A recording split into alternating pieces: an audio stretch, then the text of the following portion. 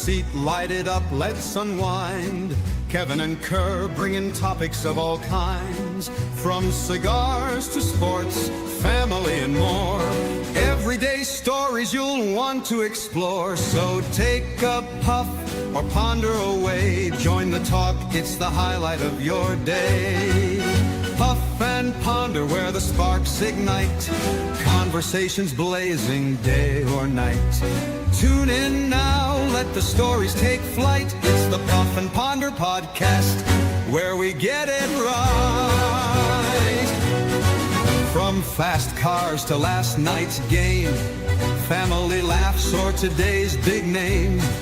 We've got the topics, we've got the vibe. Stay tuned in and enjoy the ride. So lean back, relax, take a break. Kevin and Kerr got the chat you'll appreciate. Puff and Ponder, the show that's great, where conversations ignite. Don't hesitate.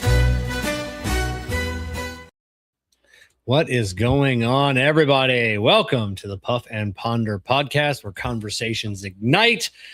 I'm Kevin from Cigar Prop. With me, Kerr, Stogie Road Cigars. Kerr, what's going on?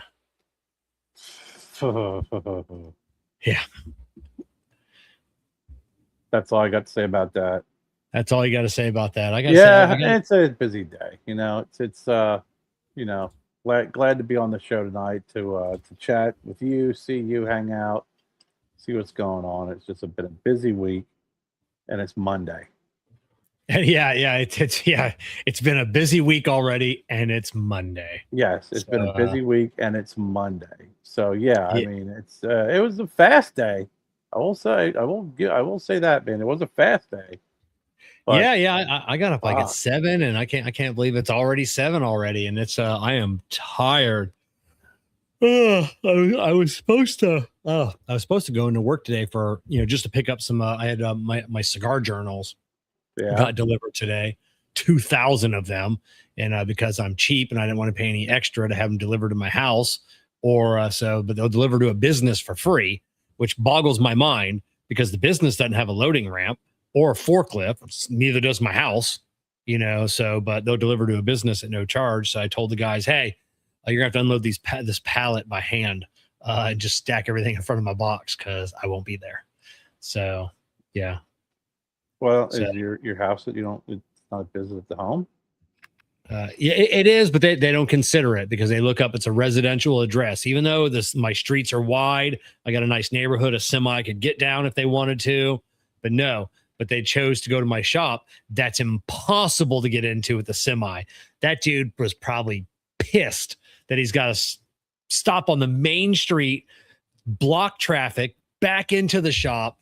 Probably takes 15, 20 minutes to back in, or he could have just drove it up to my house. But you know what? To hell with it. I don't care. Yeah. I saved money, and then I didn't have to do anything. Not your problem, right? That's it. Congrats on winning that, William. So what do you think of the new background? It looks good. I like the hopefully the flag catches on, and July will be a National Cigar Pride Month. I got Cigar Month Studios up here. I did a little bit extra with those. I actually put those. I glued them to wood, right? And then for this one over here, I did some black paint with water, washed it, kind of did a nice little coating over top of it, and then took a torch and blackened it up and roughened it up. The one over here, I did the same thing, but I used pink and torched it up. So I got kind of a black and a pink one. Yeah, Jessica was hanging up hers today, just getting a feel for where they're going to go out on the wall. I think she has like 5 up. She's collected from all the events. And I think I got one. Yeah, I think I got one when I was with you. I think they gave the basketball jersey, 23, the Michael Jordan one. Because I had that one upstairs that I kept because they were at the time I was told that they were kind of hard to get. Yeah. So I still got that one, but this one is that one actually is, I'll show you. I did some pink on it. Yeah. and then scorched it up. It's on wood. Yeah, super cool. I like Yeah, it. good texture and stuff. And then the same with the black one. I won't bring that one down, but that one, if you look at the original, the skull's wider. I just wanted it to be darkened a little bit more, and Yeah. I thought, well, since I kind of removed the freaking picture that's been hanging, I've got Almighty Kevin. I had that freaking I, that print for forever. for a long time. I got that for $10. It Yeah, was there you it go. was it was one of those things where it was a barber shop that was going out of business, and they're doing a sale. I Yeah. drove by and I picked up like four leather chairs for the lounge.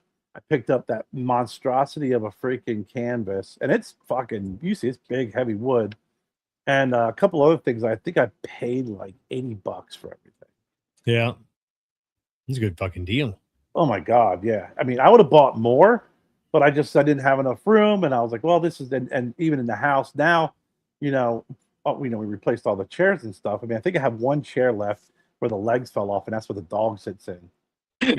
Because it's nice and low to the ground.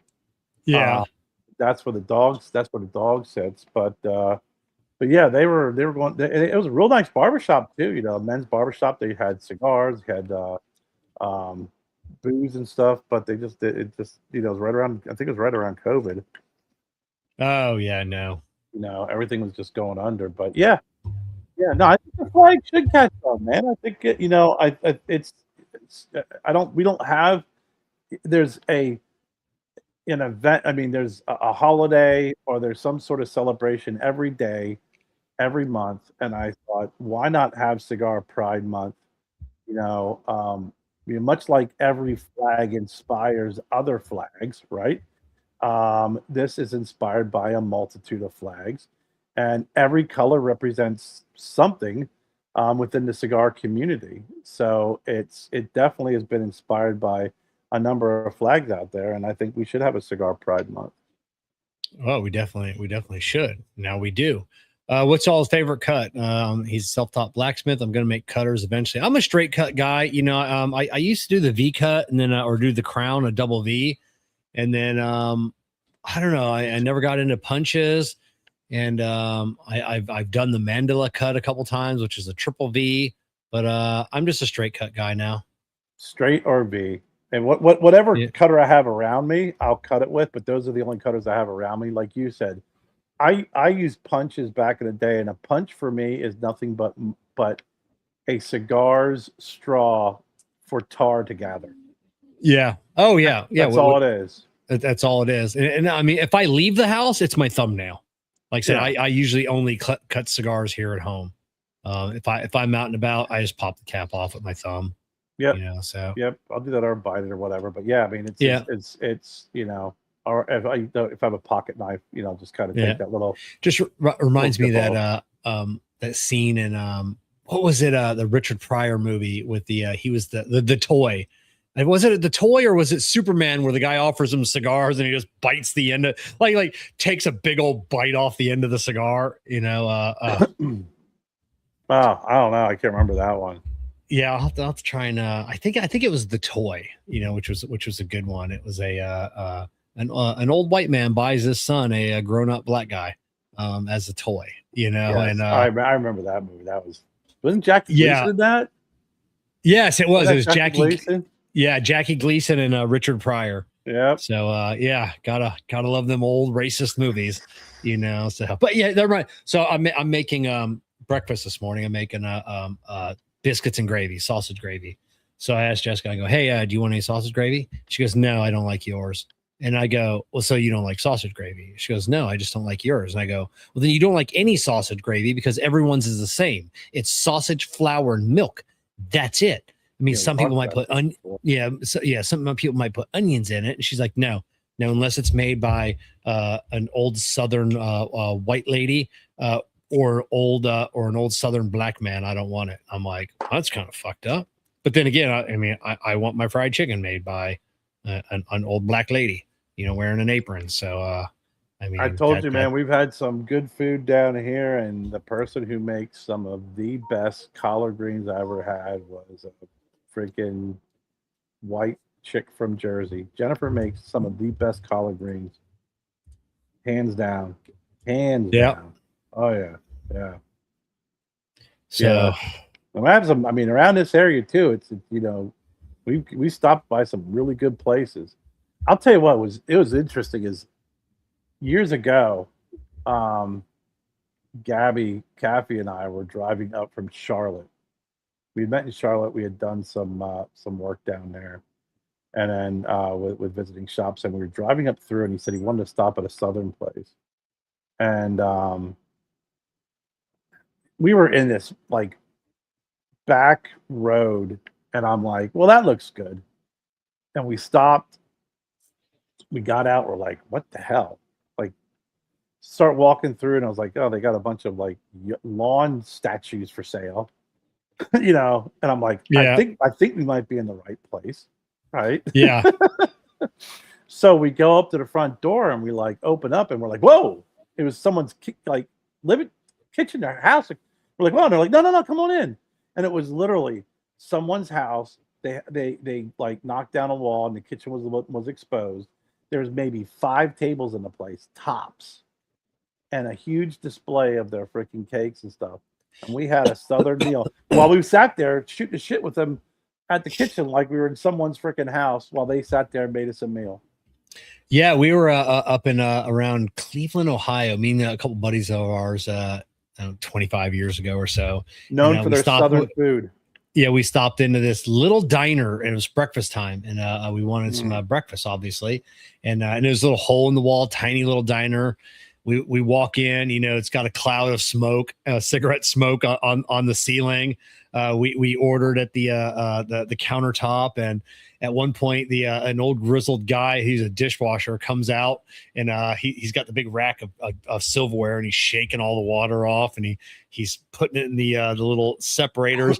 Got a cigarette hanging out of his mouth, big old long ash on the cigarette, and I go, where the fuck are we? But yeah, great food though. Great food. Yeah, those are the best places, man. We had a place in Delaware that we used to go to every once in a while, and it was dirty because normally we would go to Denny's at night, right? When you're drunk, or we would go to Dunkin' Donuts or whatever. But there's a diner that you really had to be drunk to go to. And I remember I got a sandwich, and I can't remember the name of it but it was one of those sandwiches that came out on a freaking big English muffin, and it was like egg, cheese, and then every meat imaginable on it. It had bacon, ham, sausage, scrapple, like it was piled. Yeah, a Dagwood breakfast sandwich. Holy balls! And it was like, and then the next day, you don't know if it was the alcohol or the food when you're sitting on the toilet. But still, like one of my all-time like favorite places I stopped at down there. It was right down the road from where I lived, and I've only been there a handful of times, but again, you really have to be desperate to go down there. Yeah, because it's one of those things where it's like, do I want to drive all the way up to Denny's and risk getting pulled over, or do I want to drive a half block down? Yeah, exactly. Go to the diner where I know, sickness will follow. But yeah, especially if it's pretty late and then the cars are in the Denny's, the cops know. Who's there. Might as well be in a Taco Bell drive-through at 2 a.m. They're definitely are follow you home, waving a red flag at that point, man. Yeah. Oh, dude. So, Kerr, what are you smoking tonight? I'm just finishing up with a Big Tony, and I don't know what I want to smoke next. I was talking to you earlier about the guests we're going to have on the I Tap That show, and I know that they were gracious enough to send some cigars, and I like smoking a couple prior to. Yeah, I'm gonna get those this week as well. To give some feedback. And actually, I was introduced to these guys through the Wolfpack Cigar Club. Yeah. Yeah. So I mean, I might give one of these a try. I wanted to have something a little bit special. Yeah, I really don't know much about Haze Gray. I haven't even opened up the pack yet that they sent us. So, we ever gonna smoke this, Kevin? Yeah, I know. It's like I get on Jessica, so because we all three got to smoke it together. So, but yeah. So, which one are you going with from Haze Gray? I don't know yet. See, look, a nice little box. Yeah. Good presentation. A couple of cards here with some thank yous. I got, gosh, I'm dropping everything here. Got myself a Haze sticker. Yeah, that outer box that box came in. I packed up some cigars for you, and I used that box to it's a good box. Yeah, it's a good box. It's a good box. Can't throw away a good box. No. Gotta reuse a good box. I got mine. I got mine up there. So I don't know, man. But yeah, I've had the one cigar. I've had, I think, one or two of these cigars from the cigar club of the cigar monthly club with those guys. This is called Brotherhood. So I'm gonna have a Brotherhood for the guys at Wolfpack. So I don't know. I'll have to take a look at this one here and figure out which one this is. They have a War Dog line. It's Brotherhood. Brotherhood is part of their War Dog cigar line. It's Brazilian, Maduro, Dominican, Honduran, Nicaraguan. It is described as full-bodied. So right on. I'm finishing up I'm finishing up a Super Stroke from Room 101. Jessica got a couple of these packs a few years ago, hidden gems somewhere. I don't know where she found them at. And then are you the ones that sent the Super Stroke? Oh, okay. Yeah. So was that Kardec? Okay, yeah. Good. Kardec. So yeah. So the funky box that came in. Oh yeah, that box is super cool. Yeah. So good thing you sent me the box too, or Jen would have sold it. But yeah, and then I'm gonna go to I think I'm gonna do the St. Louis Ray Aroa 30th anniversary from the Smoke In Cigar of the Month Club.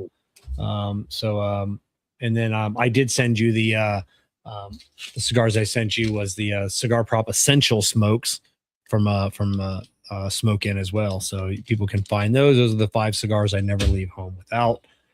If it is an essential cigar prop certified pack of cigars, because I remember the what was it, the Shorty for 40s? Shorty for 40. That was a fantastic selection as well.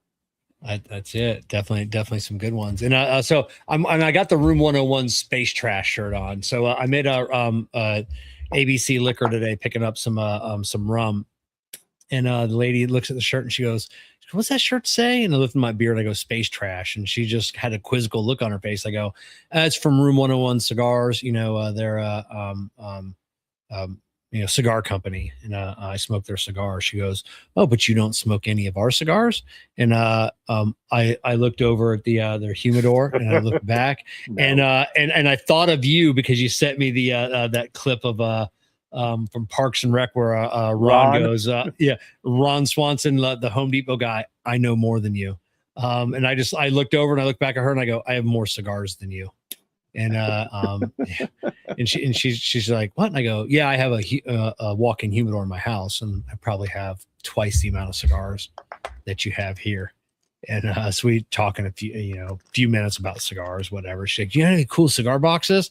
And I go, "I got a few." I go, "I throw out generally, at the end of the year, I'll usually throw out, 50 boxes or so."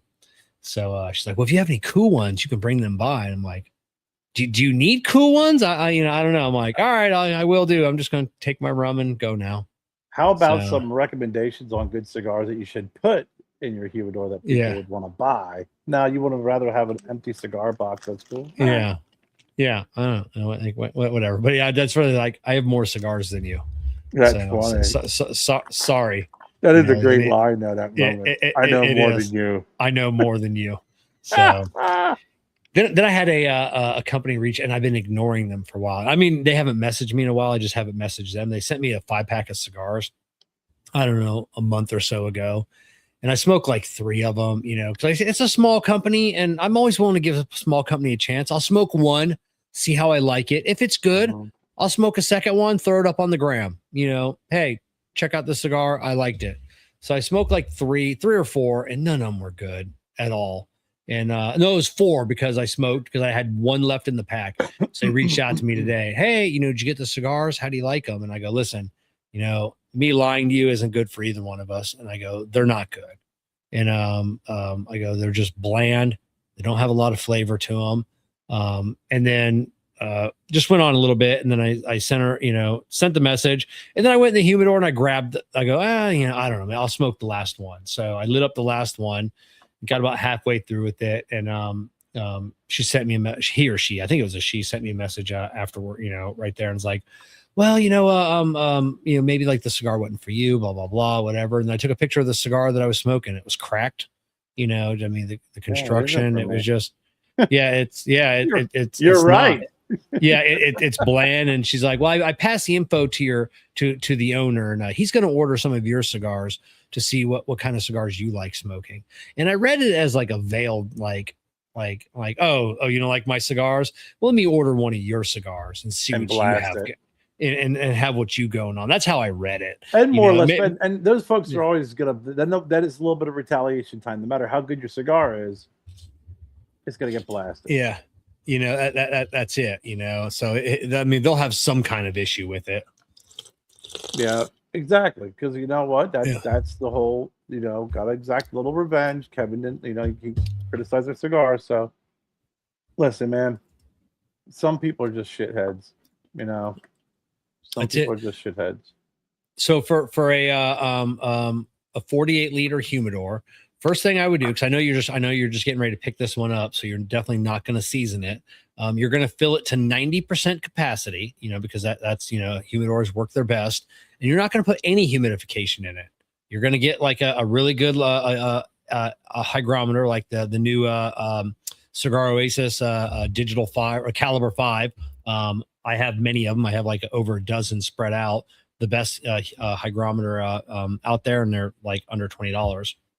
You're going to put one of those in there, maybe two, one on the top shelf, one on the bottom shelf, and you're just going to monitor that humidor for a few weeks.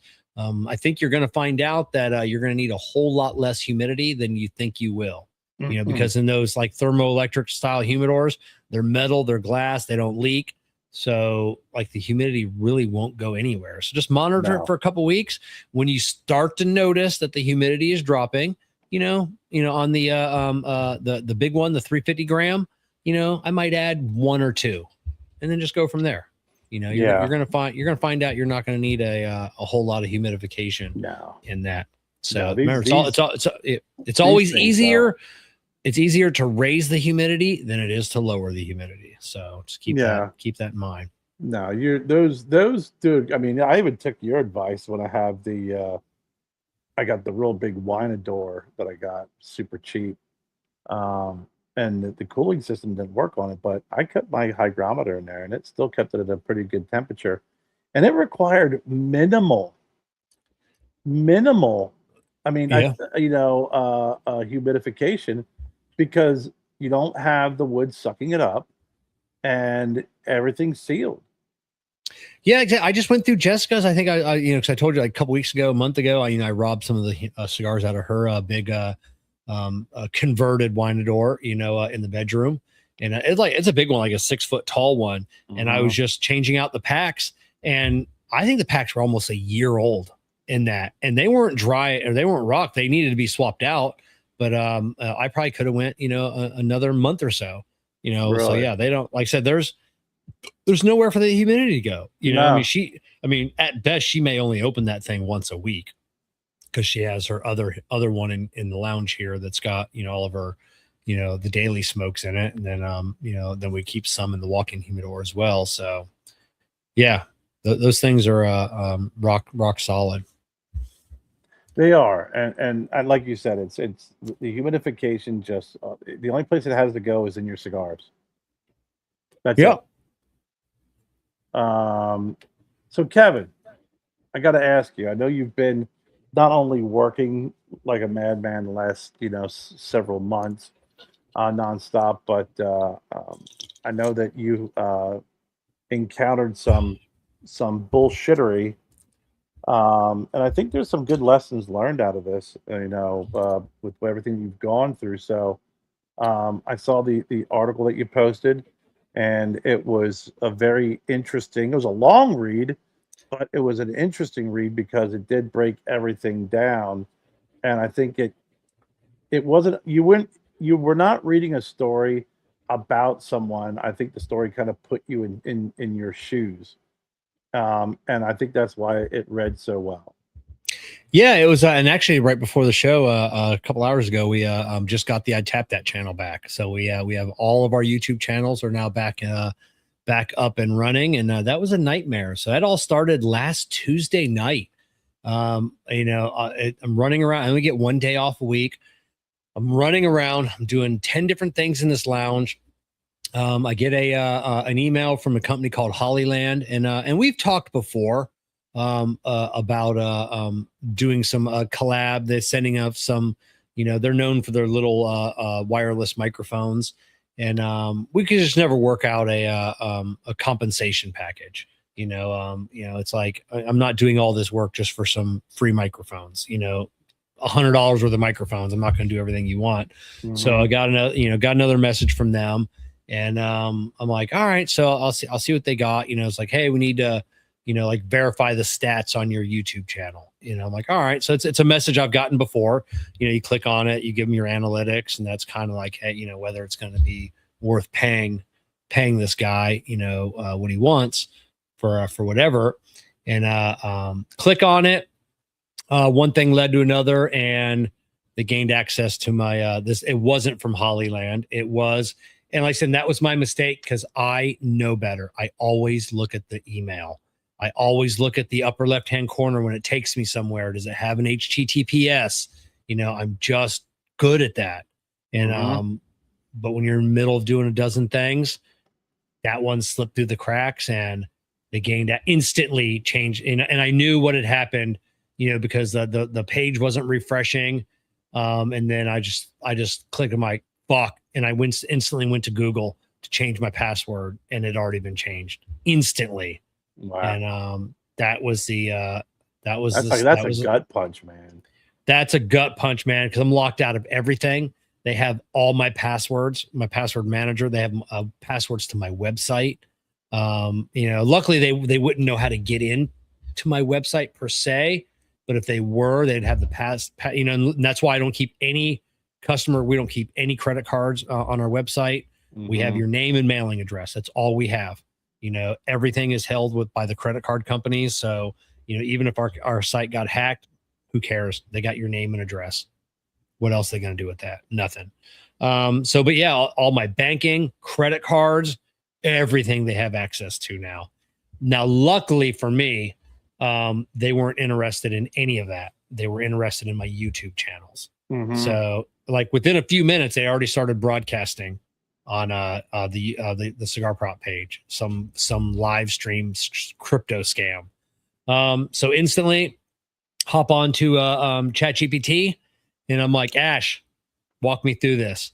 And the first thing he's like, well, first thing you got to do is you got to go to Twitter, and you got to tweet to Team YouTube. So there's what you have to do. So when your Google account gets hacked, you have to go to Twitter and you have to tweet at them. Really? To get, that's what you have to do. I mean, they don't want people knowing that, because there is no recourse. I mean, other than the, hunting down and trying to find like a form that's buried within Google, because they don't want people contacting them. It's right. Like they want you to use their ecosystem, but once you have a problem with their ecosystem, they don't care. Oh, you got a problem with your Gmail? You just create a new one. The old one's gone. Like you forgot the password. Yeah, you just create a new one. That's their solution to the Gmail issue. You just create a new one. Oh, your YouTube channel got hacked. You just create a new one. That's all you do. Just create a new one.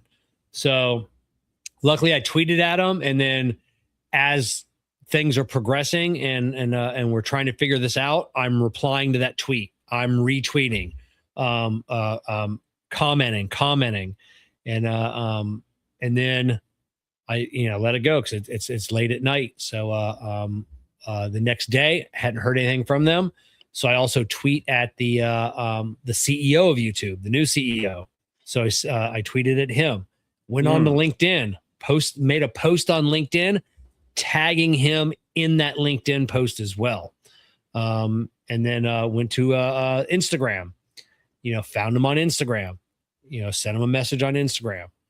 So I'm just, and luckily, and I think at the end of the day, luckily I have a large following across multiple platforms. Yeah. And I think that's honestly the only reason that I got things resolved as quickly as I did. Like I've gotten other things. I got, I had to tweet at Allstate Insurance, a while, a couple years ago, just to get them to do their job, to not break the law, so that's what sucks is you have to potentially badmouth someone or a company to get them to do anything.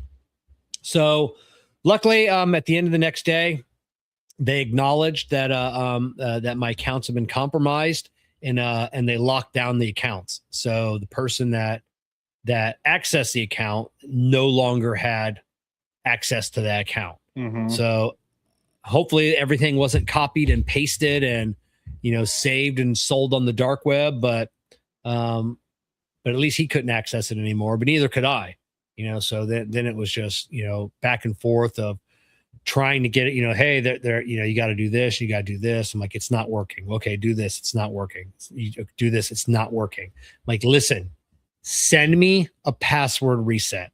You have access to my Gmail, which I never use Gmail. I use my Outlook, and I use AOL still for my personal. So, whatever.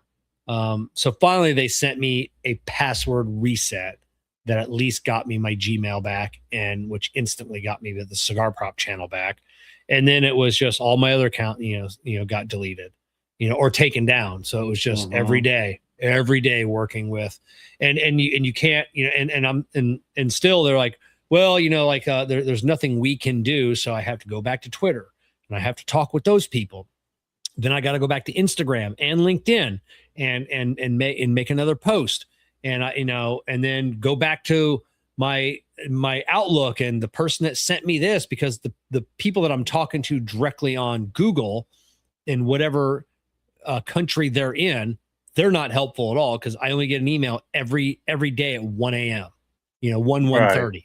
So, they're not here in the States, they're overseas somewhere. And, so between so I think the Twitter people, and I don't know if that guy from, the CEO saw it, but, when I would go to them, I go, hey, I'm not getting help from Google. And then all of a sudden, a couple hours later, 12 hours later, I'd get an email. Oh, hey, we got that back up and running for you. And I'm like, yeah, I know, why can't you guys just do this? So in the meantime, I'm changing all the passwords, all my banks, all my credit cards, which is a pain in the ass. I signed up for a new program. I'm not using Google Password Manager anymore, because if you're locked out of your Gmail, you're screwed. So I signed up for 1Password. It's the most popular one out there. If I lose access to that, like if I forget my master password, all I can do is shut it down. Like they can't even access my account for me. Like they don't know what my password is. There's no such thing as a password reset with them. It's if you lose your password, that's it. Your account is not, you got to create a new account and start, new passwords all over again, which is fine with me. At least nobody else can get them. Yeah. And then I bought some Yuba keys, like Swiss keys. They're actual physical keys, almost like a USB thumb drive is what it is. And they're physical keys that I have to put in my computer. Like if I want to change. Oh yeah. If I want to change those, we used to have those with Enterprise Rent-A-Car. So key fob. Yeah. So if I want to change the password of one of my accounts, like you could steal my password and get in if you were really, really diligent. Like if you were like hardcore, you could get into my accounts, but you cannot lock me out unless you take that key and you put it in my phone or my desktop. Now, is it a key, or is it like I have this for work too? But years ago when I worked at Enterprise, we used to have this little key fob, and it would and you could actually get this also for Microsoft. It rotates the numbers. It changes the numbers like every 30 seconds or every minute. So whenever you log into something, you have to have that number to log in as like a to do the double authenticity. Yeah, no, it's not revolving. The key has like a 20 character code for that key. So I have to tell Microsoft, I have to tell Google. I plug the key in, and then I tell my bank and I tell Google this is the key. So it has to recognize that 20 digit whatever code. Okay. And it also has NFC. So if I want to use it on my phone, I don't have to necessarily plug it in my phone. I can just turn the NFC on my phone, and then I can just hold the key up to it. Yeah. And but yeah, so in order to change the passwords, that key must be inserted in a device in order to change any of the information, my phone number, my email, my passwords. So not saying it's impossible, but it's damn near impossible to ever lock me out of one of my accounts again. Well, that's why you have those in place. Like I said, I have one now currently at work. You have your Microsoft, and you have these other apps that you can get that basically every single time if you want to log in, it'll push a notification to your phone. Yeah. And then you have to accept it. Or if you want to log in and it asks you for the number's on the phone. There's unless like you said, unless you're in my house, you have my password, my username, my password, and you have my phone in front of you, that's the only way you're going to get into my stuff. Yeah, on mine, I have double. So if it'll ask you for the number on your phone, but I have to put my thumbprint in first. So I have to put my thumbprint in, verifies my thumbprint, and then it'll ask you for the code. So even if you had my phone, you still need my thumb. Yeah, to put the double off. Yeah, there you go. So cut my thumb off and then put it in my phone, like all the movies, right? Yeah, because then you can get into my Gmail. Yeah. So, but it was a trial. It was a long 6 days of just waiting, emails constantly, and just keeping an eye on every credit card, every bank account, just to make sure nothing looked odd or out of place, and then just constantly. But it's made me wiser, and I think it's made me safer, because I was one out of the habit of reusing passwords, not a lot, but I do reuse passwords. And now that, I do have a password manager, which has crazy long like 15 character passcodes. So yeah, it's, so I've come out of this ahead, or at least better, wiser. And then now I need to set up, different brand accounts on YouTube, because if one of your channels get, because I have 6 YouTube channels, and 3 of them are all tagged to one account. So if one account, goes down, like if I do something shady on this one, it automatically takes down all 3 of them. Right. The other ones stay up because they're on a different brand account with a different Gmail. So I've got to get each account set up under, or each channel set up under its own brand account. So that's the next thing I gotta do. But I gotta wait 7 days, and I gotta log in from to my Google account from my computer multiple times.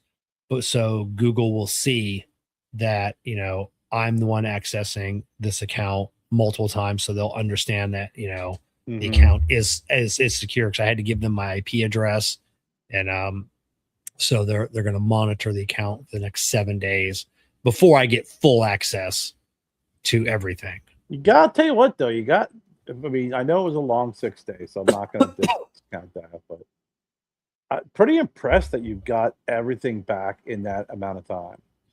Yes, because in the meantime, I've had people message me, I've had people comment that basically says you're fucked. Because I've gone through this before. There is no getting anything back. Your channels, they're gone. You're never getting them back. And I think just even ChatGPT, Ash, he kept reassuring me. He goes, "You've got a significant profile on social media. And he goes that they're going to take that into consideration, with the speed at which they're helping you. Well, that's great, man. I'm sad. I'm upset that and that you went through all that. But I think that it's even kind of it has had an impact on me, where I'm rethinking all of my username and passwords because I keep everything because I got so many damn things I'm logging into between work, and here. And then when I was scrolling through it after that happened, I'm like, fuck. Then that's I gotta do something. I gotta do better. Yeah, I had 358 websites saved with passwords, and it was like 118 of those sites used the same password. Yeah. So yeah, and it was Son of a bitch. I swear after it was funny because after that happened and we were going back and forth, I was scrolling. I was like, "Come on, Kerr, you gotta do better than this. You're like that person who's like, hey, well, what'd you get in? Oh, their password is password 1 2 3 4. I'm not that bad, but I mean, I had some old passwords for some like old websites, that I rarely ever visit anymore. Just I can't think of one of it, but it was something like Kevin 1 2 3 4. It was something like that. Like MySpace. From like 15 years ago. I'm like, well, who cares what if they get in there and see, that I bought whatever, a saucepan 15 years ago from whatever. So who cares about that one? No saved info anyways. I think our bad habit got into it when we had, got 3 kids that need to get into multiple different places. So you just keep it the same. So everyone always knows what's the password. Oh, it's the normal one, okay, great. And they go ahead and do it. And then after a while, you're like, well, I'm a 55, going to be 56-year-old man. And I got the freaking password of an 8-year-old. Yeah. Oh yeah. Yeah. Terrible. It's yeah, and every now and then I get I have a couple different monitoring apps, so they'll get, hey, we found 3 of your passwords on the dark web, for these sites. You're going to want to change them, and they're always like the old ancient sites, so like bumble.com or whatever, and it's just like, who the fuck cares if they have that password, but then it was like, ah, shit, what else has that password? So I know it's I swear, man, when I get I'll get an email, I'll be like, come on. Like it is so hard to be able to tell. I mean, it's not hard to be able to tell it, but it's like sometimes shit slips through the cracks and you're like, how did this happen? Well, it's because there's just so much spam out there anymore that it's hard to even be able to determine what's, it's like sometimes legit stuff does slip through the cracks. It does. Unfortunately. And I'll tell you, this one was as good as I have ever seen it, because it was good. It was, and then the only thing I couldn't take a screenshot of because I didn't want to click back into it, was the website they sent you to, which I probably could have clicked back into it. As long as I didn't click on anything within the site, I'd have been okay. Right. But I didn't even want to, let them know that that website was being accessed again. I didn't want them to grab my IP address or anything else. So, and that's another thing. I've been over the last few months using a VPN. Masking my IP. Just rotating around the country. Sometimes Canada, sometimes Mexico, and which is a pain in the ass, but it's keeps me a little bit safer as well. But yeah, it's they did a good job this time, and they caught me at the right moment, of just, I'm like, yeah, fuck it, and click on it. Let's see what's going on. Hollyland, you've been dicking me around for 6 months now. The real Hollyland, and in this one, and it was because I get them all the time, at least I would say almost every day, or at least every other day. I'm getting and they're all scam. Hey, do you want to have a collaboration on this, and you just look at the email address and it's a dot wherever from an account. I'm like, no, no. So, yeah, but that's all I gotta do. You look at that, and it's just like, no, I'm good. I'm good. Well, I'm but glad it does, that you got it back. yeah. Yeah, you know, but like I said a little bit ago, like it's just frustrating, you know, I it's so I have to tweet at Google, and to tweet at YouTube to start the process. Just fucking mind blowing that, you know, that a core, which I understand. It's I mean, they probably got, you know, they got billions of users. There's no way that they can have a Help desk.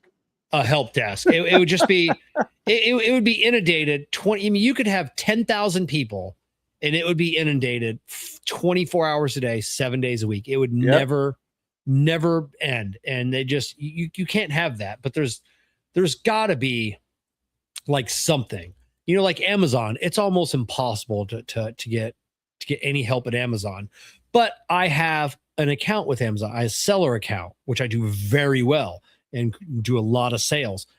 I have somebody that I can call. Like I can call Amazon, and speak with somebody about my account if something happens. You know, I'm not saying I'm any more important than anybody else with a Google account.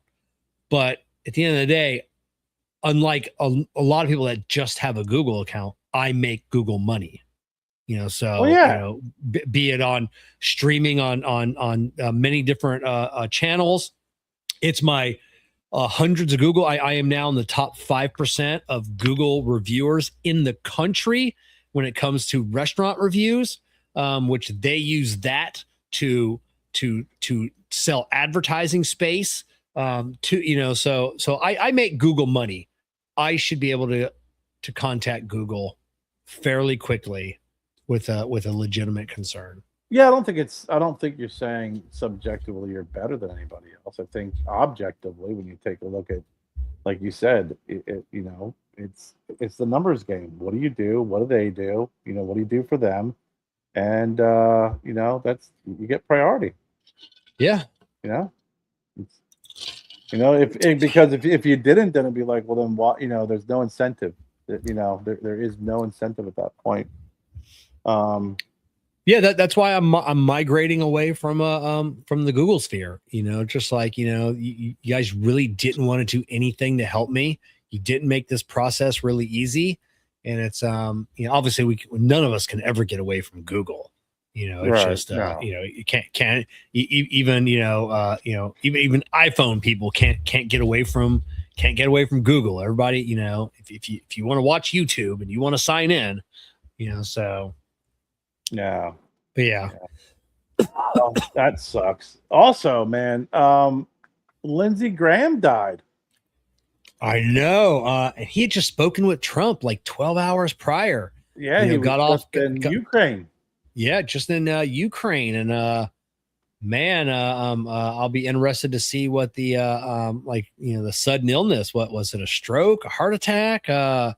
Well, they're saying basically he had a rupture just due to prolonged plaque building up in his arteries. Oh, is that what it was? Yeah. It was heart attack, but I don't know, man. What's funny is that, you know, when you saw that he died. So it's basically hardening of the arteries, right? This is basically what it was from. And you see all these folks are like, oh, I see the MAGA people are starting to question it. And I'm like, well, hold on for a second here. You know, why wouldn't you question that? Like, I don't think it has anything to do with if you're a MAGA or whatever the case may be. I mean, he's been a supporter of Trump. I mean, he's criticized him, but he's been a supporter. He's doing everything he can. Trump's been assassination attempts how many times already? Yeah. You know, how many threats? You know, then some guy who I can't remember the name of the guy was, from some Representative Russia was calling for the death of Lindsey Graham. You know, I mean, it's natural, especially in this environment, that if someone like that just dies suddenly, um, you know, of course there's going to be some suspicion. Yeah, and how I just don't get how they don't catch some of these illnesses early. So a friend of mine, he passed away just a couple years ago. He's CEO. He was worth more money than God. CEO of a multi-billion dollar company, and they sent him in once a year. That was the board, and he had to have a full like workup, and not just like your stress test. Like they did like the full body MRI. They checked his heart. They checked all the arteries, and they had to sign off on it every 12 months, every 365 days. He had to have an entire workup done, just for the board of directors, just to make sure keep them happy. And he ended up dying suddenly, of what do you have, like a heart attack or like brain hemorrhage or something.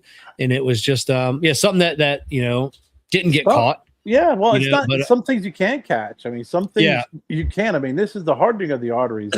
So, unfortunately, it doesn't matter. You have it. They'll try and treat it, but a lot of these things get worse. Or when you're flying all the time, you're not moving I know around. that Blood clots can build. blood clots, Can cause issues. Same thing when it comes to brain hemorrhage. I mean, you could be perfectly normal one day, and the next day, boom, you're dead. It's amazing. I mean, even my brother, when my brother died of a heart attack, and he was at a cardiologist, a couple of weeks prior. It's the body's just, some things are just they're just unexplainable. They just happen.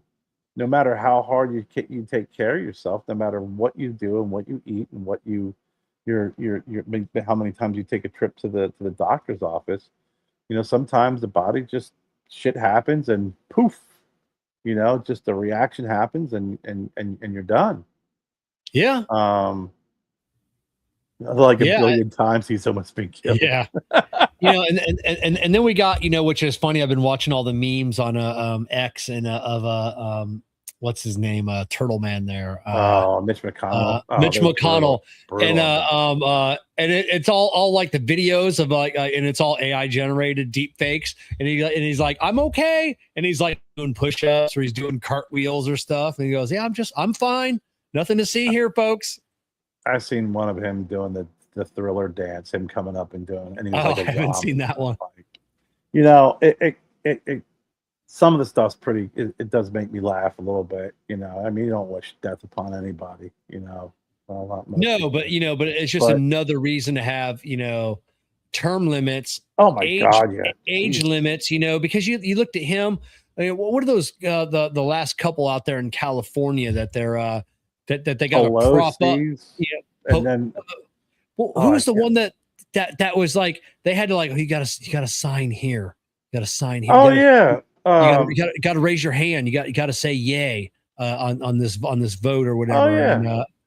I mean, they're all all those. A lot of them are just old. Some of them, even Dianne Feinstein. Feinstein, that's who I'm thinking. Died in 2023.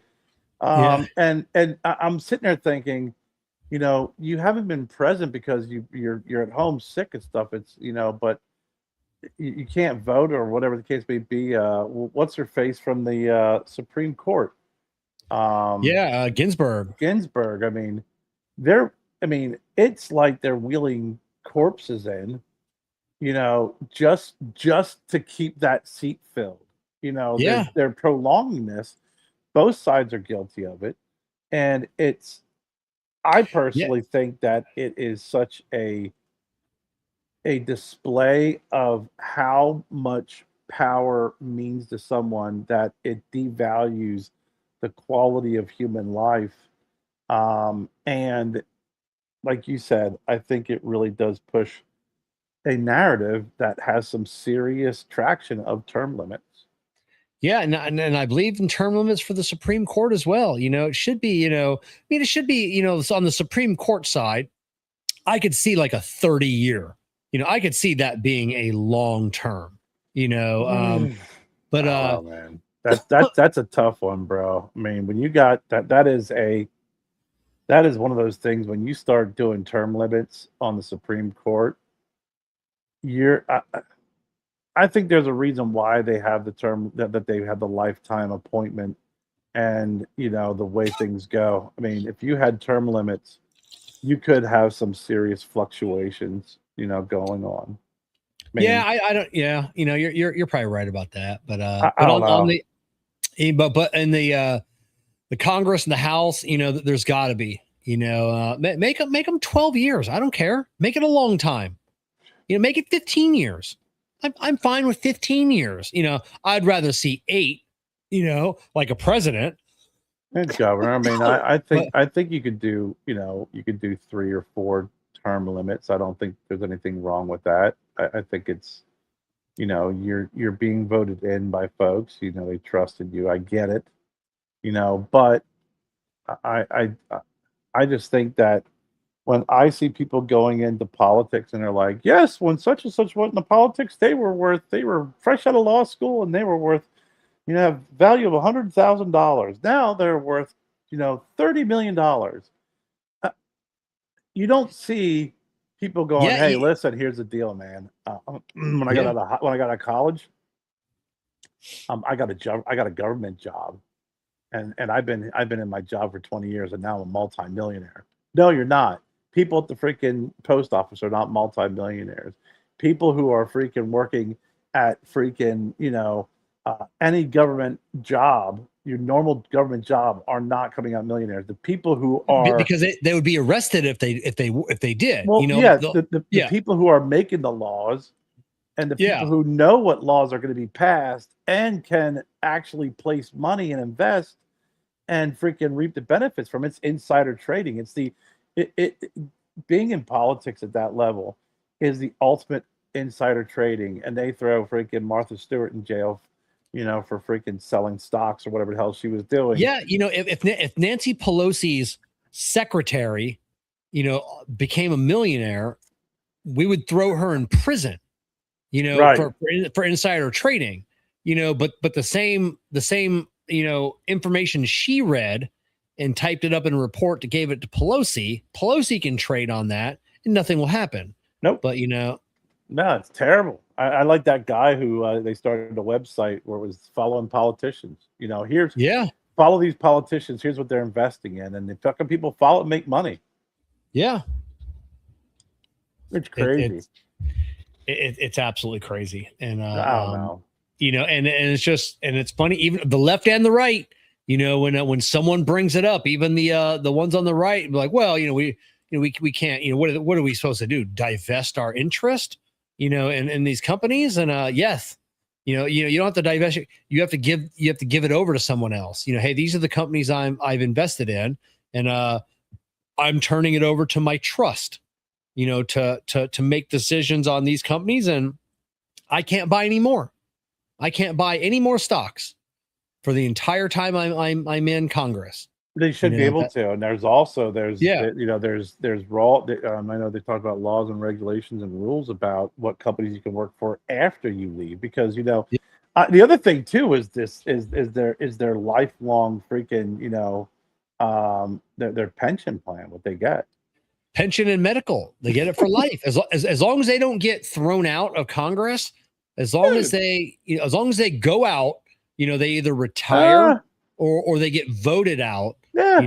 They get that. I mean, if you get like the George Santos and they remove him, he loses everything. Yeah.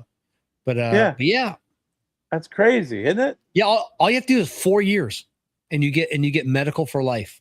Yeah. You just gotta serve 1 4-year term. Yeah. Yeah. They're gonna appoint Lindsey Graham's sister. Yeah, I just saw that before the show. And even Fetterman, they posted he's bought some stocks. He's made a little coin, and I'm like, Fetterman, I would have thought he would have been the one that that resisted that, so there's a few out there that truly are, broke. The one guy that's what was his name? He's always talking about the aliens, him and Anna Paulina Luna, and he's still broke as shit. He doesn't take any money, doesn't trade stocks, has a little house there in Tennessee or whatever, and still divulges all of his financials. And you get guys like Bernie Sanders who will sit there and then you see him during these Senate hearings, and it's like, dude, you own like 2 or 3 houses. You've taken freaking money from big. Stop trying to act like the working man who freaking lives in a freaking 2-bedroom apartment and freaking in freaking Vermont somewhere. You don't. Yeah. It's crazy. It's crazy. That's why whenever we talk about politics, people lose their minds, and it's like, well, you can lose your mind all you want. I mean, I think we do a very good job of calling it like we see it. It's not slanted one way or the other. The problem is that the objectivity of things have just been removed. So the objectivity of things have been removed to the point where the more objective you are, the more that it angers people, and they want to put you in a column. They want to put you in the Democratic column. They want to put you in the Republican column. They want to call you a MAGA supporter. They want to call you a freaking screaming liberal. And it's like, no, whatever happened, it's just good old common sense and being objective about things. If it's good, it's good. If it's bad, it's bad. There's going to be subjects that you're going to have your personal opinion on. And if someone disagrees with me, or if I disagree with them, then fine. That's their right. But we want to get in this freaking heavily critical hate mode. And I think that, when it comes to politics, you and I just kind of go, hey, this is the reality of things. Don't shoot the messenger, Exactly. I mean, I'll call out the right every minute, just like I call out the left. It's crazy. 100%. Yeah. Oh, I just been watching the gubernatorial debate here in Florida, and it was hosted by Patrick Bet-David on like his podcast, and kind of a lame ass debate though. But one of the guys, Byron Donalds, who's running for governor in Florida, who's not even from Florida, he's from born and raised in New York, and didn't even show up to the debate. He gave his excuse. He's like, I'm polling at 51%. I've raised $100 million. He goes, when anybody, basically his exact words, when anybody comes close to me, I'll debate them then. And I'm like, yeah, that's going to leave a sour taste in the Floridians' mouths. It depends. I mean, when you think about it, a guy saying, I'd rather go and be with the people in Florida and the voters than stand on a stage. But he's not he's not making the rounds. He's he's catering to the rich, and because he's got President Trump's backing. The other 3 candidates are really good candidates. One is our lieutenant governor now.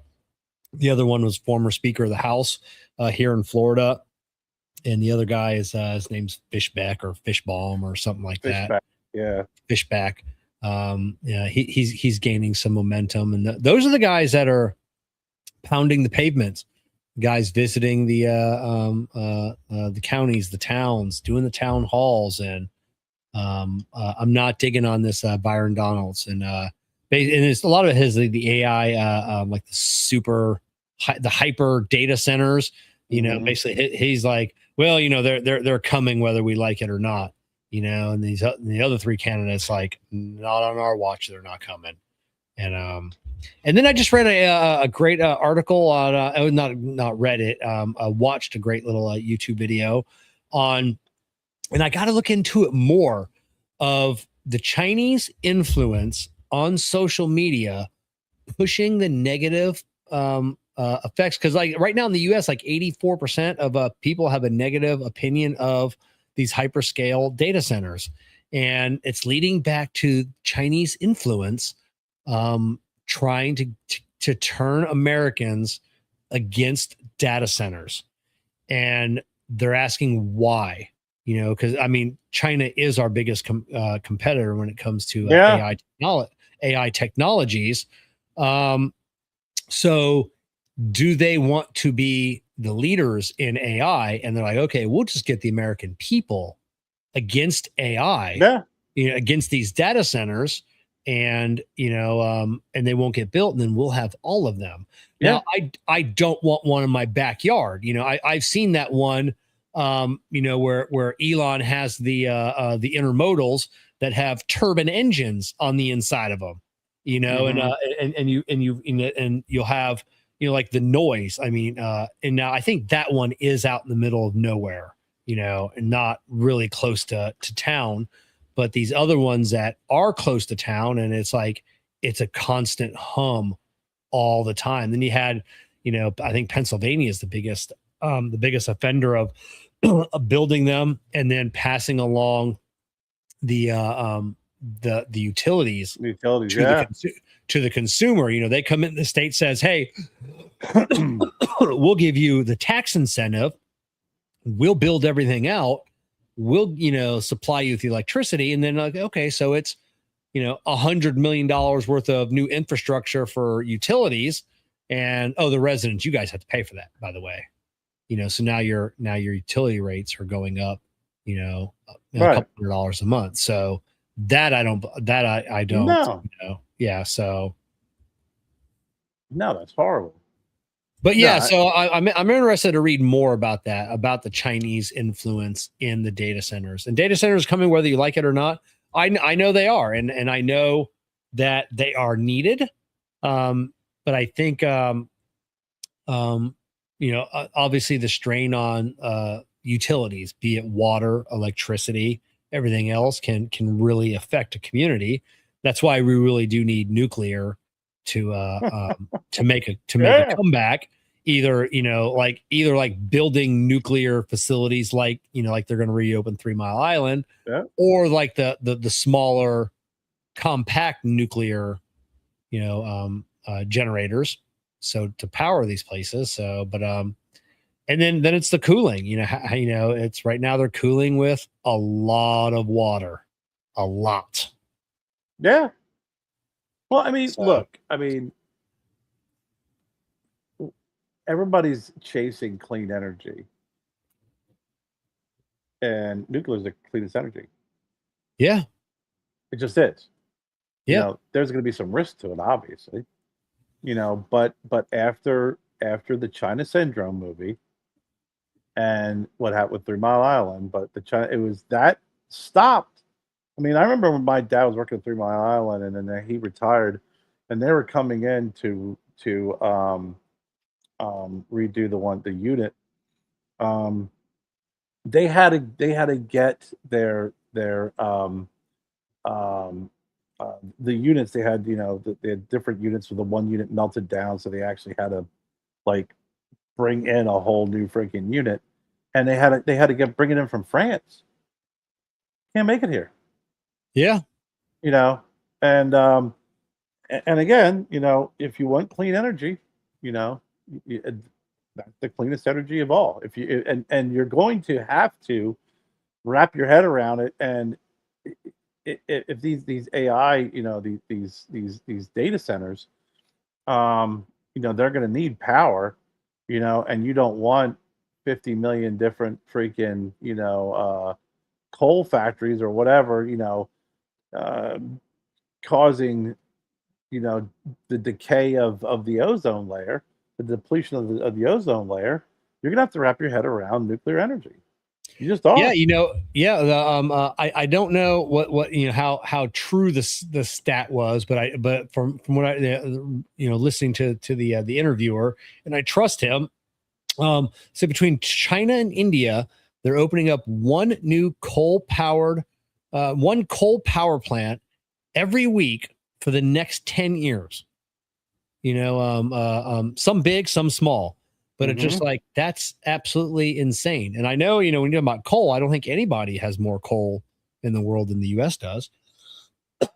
Yeah. But Yeah, I don't know. We need to figure it out. We need to figure out. I've been watching a ton of Mike Rowe lately.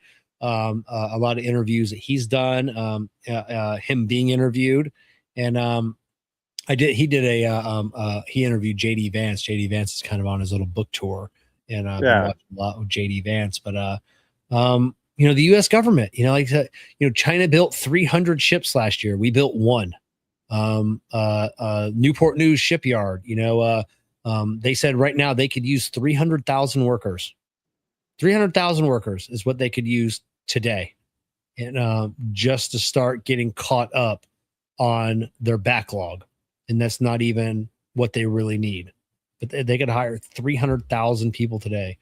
That's crazy. Yeah, Micro said that the next millionaires will all be electricians. Electricians are the new millionaire job. You want to become a millionaire in your life? Become an electrician. You will become a millionaire. Yeah. It's it is amazing when you read those kind of things, and the statistics, the jobs that are available, and just the lack of workers, the lack of skilled workers. Yeah, they're saying for every forget what it was, 6 blue collared workers, welders, mechanics, plumbers, electricians, for every 5 or 6 that retire, there's only one person, taking their job, as a replacement. In 10 years, they say it's going to be really bad. Because I see it in my industry. I'll be 50 next year. I don't have a lot, I don't want to work past 55, turning wrenches anyways, I won't be able to do it. Yeah, we have no, I've been at my location for almost 10 years now. Maybe 9 years. And we've only graduated one mechanic through our shop. That is a full-fledged technician mechanic that can do everything. One is all that we've graduated up through our shop. Crazy. Have you scared the others away, Kevin? Is that what it is? I try to, and then the ones that I tried to scare this new kid away that I trained last week, and God damn it, is he a hell of a worker? I mean, he is just killing it in his first week, but you got to scare him away, because this is a hard job. It's not like, you're coming in, to an easy job. You're going to get yelled at. You're going to work your ass off. It's going to be fucking miserable because you're out in a hot shop in Florida starting in the summertime, and it's miserable.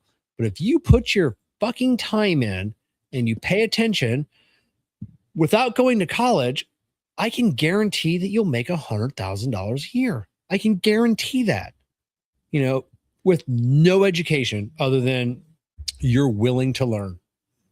How many other industries that are like that, other than blue collar, you can do that. Plumbers, electricians, without ever going to college, make 6 figures. A lot of times they also want years of experience. I'm currently having to try to start a business with my pops because no one's hired me. Yeah, some places want years of experience. Some places want younger people. Some places want younger, and I remember when I was an assistant welding instructor way back in the day, and the best people that came through my class are people that never welded before. I didn't want welders that were coming up to brush up or to try and learn something new. They were the worst. They were the worst. I didn't want to work with them, because they wouldn't take direction. Yeah. Other than someone that didn't know anything and was willing to learn, you basically, you can mold them into a great welder, but these older guys, some guys, some places don't want too much experience. Yeah. You don't want that. There's a fine line. It depends on what you're looking for too. There's some places that look like they'll look at someone and say, when you're older, you have a lot of experience. You're going to cost me a lot of money. I can get two young people with Goddamn right. with half that experience, and and get more years out of them. I've said it before. Someone at my company, there's going to be some accountant, going through line by line, and they're going to get to me one day, and they're going to be like, "Paying this motherfucker how much money? Fucking fire him and get 3 new guys, to do what he does, So, but you see, the thing is, they can't get 3 guys to do what you do. Well, or they would need to get 3 guys to do. They would definitely need to get three guys, right? And hopefully one of them was pretty decent, right? But yeah, it's mind-boggling, just like the work ethic and just everything, everything. It's the work ethic. It's the experience. Listen, you can have. I had somebody tell me one time. This was a while back, when I was up in Pittsburgh in pharmaceuticals. They're like, I've been in pharmaceutical sales, for 15 years. What are you going to teach me that I already know? I'm like, listen, you could be doing something for 15 years. Doesn't mean you're good at it. You say that at the shop, we had a guy, we got a guy out on medical, and we got one of my other technician he was out on vacation last week. So we've had some kids come up from other stores and to help us out. And so one kid's trying to align a vehicle, and I hear this god awful noise coming from the alignment rack, and he's trying to do a compensation, a caster sweep. And now we have these turn plates that rest on bearings. You got to pull the pins so all the bearings move. And I walk over there and I go, now it makes sense why that Nissan came back the other day with a crooked steering wheel. He goes, "What Nissan?" I go, "The big Nissan NV, 1500, that you did the tires on." And I've never had a comeback in my life. And I go, "Hey, listen, I'm not trying to start anything." I go, obviously you don't have an A technician at your shop to help you out. I go, "You need to pull these pins so your tires can rotate freely, so you can make sure your steering wheel gets straight." He goes, "I've never done that ever. I've been doing this for a year." And I go, "You've been doing it wrong for a year." Because I've never had a car come back. I go, "I guarantee you have. They're just not telling you." I go, "Because the way you're doing it, it's impossible. You can't align this car." It's not like me saying that it's impossible and then there's a chance that you can do it. Yeah. No, it's actually impossible. There's no chance of you doing this alignment properly. And so I'm trying to be super nice to him, and he's getting kind of defensive, and I'm trying to, really, keep my voice low, and then I'm like, "Hey, we offer a really good class, for alignments." I go, "I've been doing alignments for 15 years. And I go, "I went to this class as a senior A tech. I took the class." I go, "I learned 3 new things in that class that I did not know." And I go, "It was worth it." I go, "I guarantee you're going to learn some things that you don't know." And I go, "And you need to try and time this class when the ASCs come out." I go, "We pay for your ASC testing.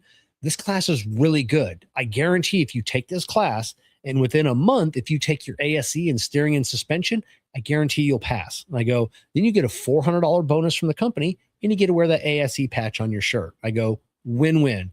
You get better at alignments and you'll make more money." And it was just negative the whole time. What do you say to that? Yeah, no. I know how to do alignments. And it's just like, so I called my area manager and I'm like, "Hey, both these kids," I go, "they got the fundamentals down." I go, "I'm going to give them that." I go, "Can you please send them to the class and make them go?" And he goes, "On it." So, yeah. Some people, man, even when you're trying to help them, they're still insistent on that. They're still insistent on drowning themselves. Yeah, I'm like, both these kids. I've been doing this job, and now I sound like the old man. I've been doing this job longer than they have been alive. So yeah, I know a thing or two. Do I know everything? No. I had my other technician. I left a car for him, and he sent me a message today that he was able to figure it out. And I'm like, "Oh, super cool." I go, "When I come in tomorrow, I go, let's talk about the process of how you figured it out, because I couldn't get it. It was an electrical issue. And I'm excited to learn a process, that will help me, be a little bit better. Well, that's the whole that's the whole part of it, right? Is once you've resigned at, and here's where a lot of people our age and maybe even a little bit younger than us, they resign to the fact that they can't learn anything or that they know everything.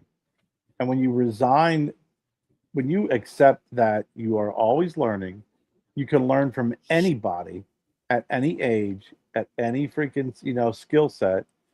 Your ability to grow is really limitless. And you continually see those folks with blinders on, and they'll always have blinders on. They'll always be right. They always know what they're talking about. They always know what they're doing, much like, the alignment guy, because, they know better. And it's like, listen, man, if you just open your mind a little bit, and you expose yourself to some different things, and accept the fact that you don't know everything and that you are always in a position to learn, it's amazing it's amazing how much more enlightened you'll be. Yeah. It really is. You just gotta, sometimes, the younger generation has a hard time thinking outside the box, and a lot of times using social media to their advantage. Talking to one kid in our company, and he's not making a lot of money, and he's not great at his job, so which is understandable. And he said, he's trying to do more side work, for friends and family, and I got my guy Eric. He does a lot of side work. He's probably makes $25,000 a year doing side work.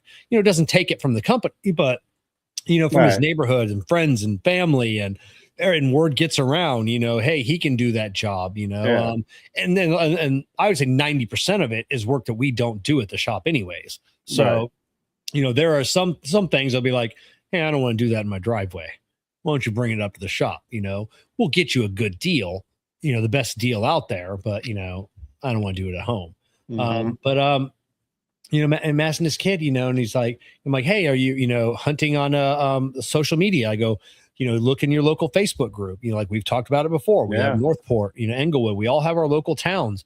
But people are always in there like, hey, I need a good mechanic, or hey, I need an alternator done, or hey, I've got these shocks or struts, that I want to have put on. Does anybody do work on the side? And it's in there almost every day. Yeah, almost every single day. There's somebody looking for some work to be done, and I'm like, do you need to be jumping on those? I'm like, hey, I'm a mechanic. I do this professionally. Like I can do this in my own time. You jump on them because there's a good percentage of those folks, like we talked before about local business. Hey, anybody got the name of a good handyman? Yeah, give this guy a call. You give him a call, and they'll respond. Oh yeah, it happens all the time. When I was looking to have my bar cut down, 6 companies I think I ended up reaching out to. Not a single, 5 didn't get back to me. One got back to me. Did a fantastic job. When we go to put our bathroom in, I'm using him.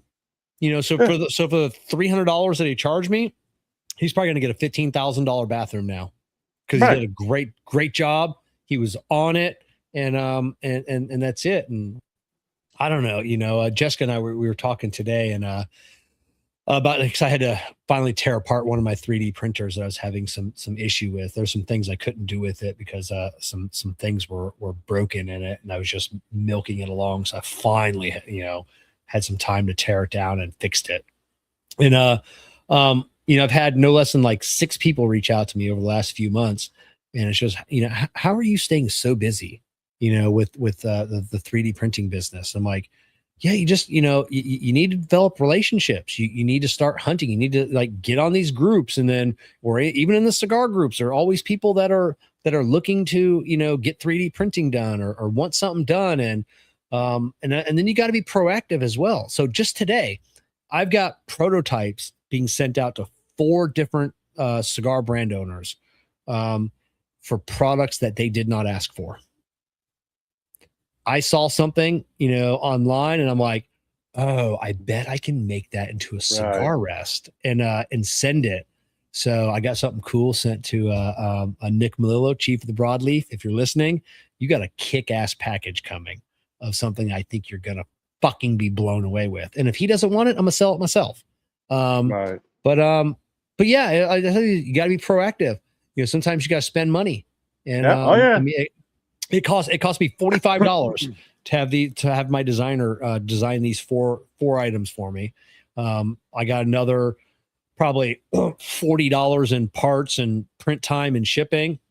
So it'll cost me $100, to send out these. If they don't work, they don't work. They don't buy them, so, but if they do, there you go. Now I've got another client.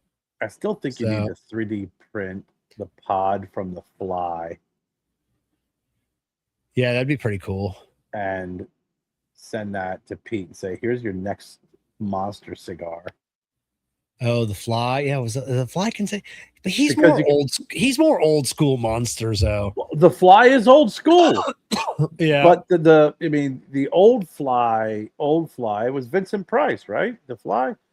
I mean, it's a. Wait a minute, it went back that far? I didn't know that. Yeah. It's I didn't know that was an old story. Yeah. I mean, Jeff Goldblum. You remember Jeff Goldblum from Gina Davis from that movie, but the original Fly was 1958. Get out! Was it the same? Like this? How did he turn into the fly? Was it the pods? Well, it was 1958, so he probably got a fly in his freaking dim sum. Radioactive fly that bit him. Yeah. So, it's he's I gotta sit here and kind of figure out.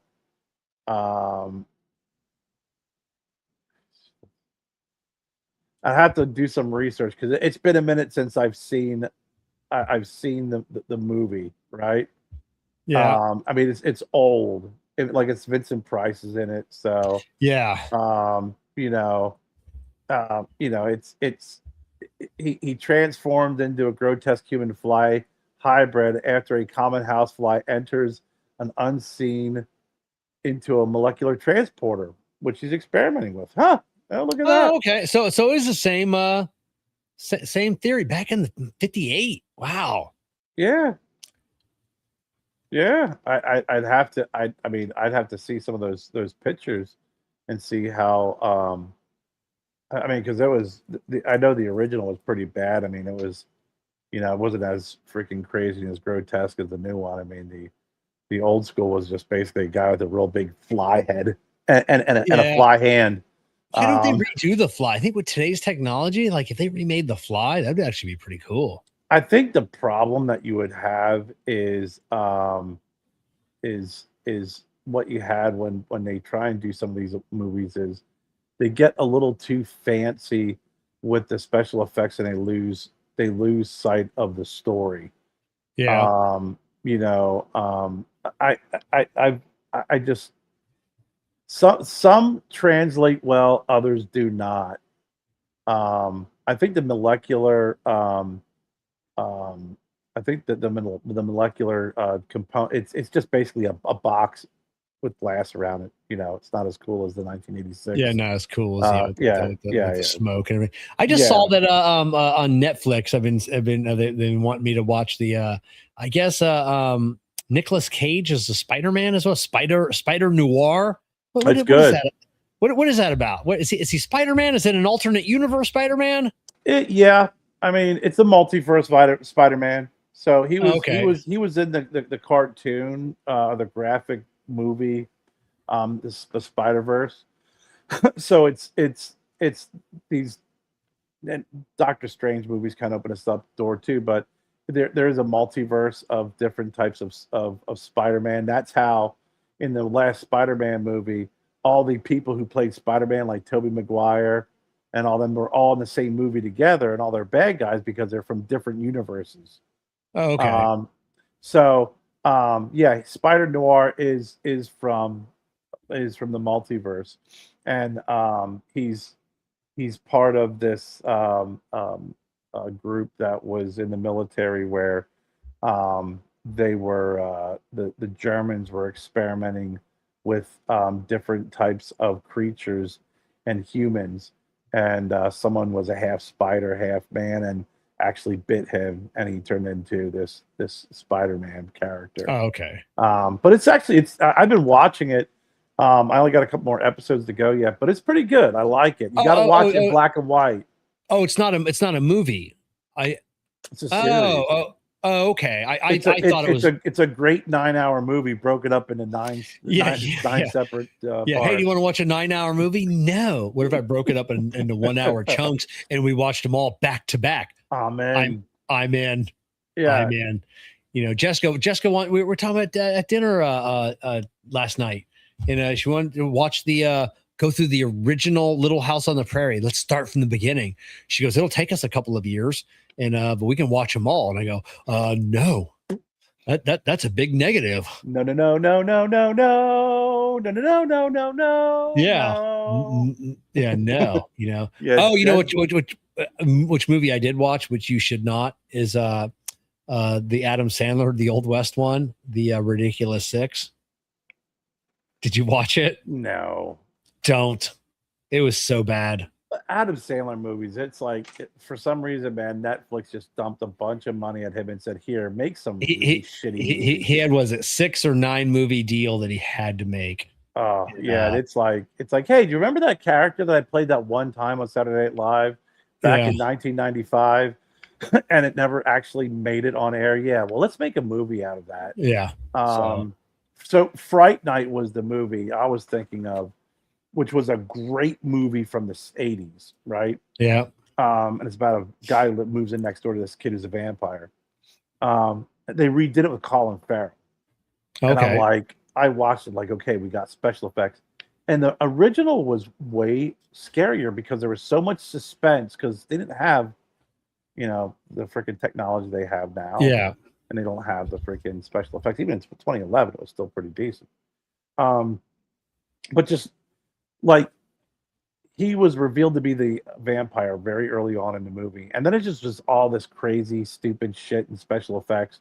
Where in the original, it was like it took a long time for him to be revealed to be the vampire. Yeah. And I'd watch the original more than anything else. The other thing is funny. We were talking about Little House on the Prairie and the new version of Little House on the Prairie. And Jennifer was always a Little House on the Prairie fan. Yeah, same with Jess, yeah. So Jed does not like the new Little House on the Prairie. I guess, once you got the whole Michael Landon, thing and, the... Jessica's saying that a lot of people were complaining that it's gone woke, but she goes, I don't see it. Other than the preacher being black this time, she goes, there's nothing woke about it. That she doesn't understand what people... I'm like, well, it's just because it's different. It's... I can't weigh in on it because I didn't watch it, and I don't know how you could make a movie that was set in the 1800s woke. Yeah, I don't. There's going to be no blue-haired. It's not like with a nose ring. Hey, where's Doc Bob? Oh, he's with his partner. Yeah. Oh, yeah. Exactly. That they're not. They're not showing that. So. Yeah, and we're okay with that. Yeah.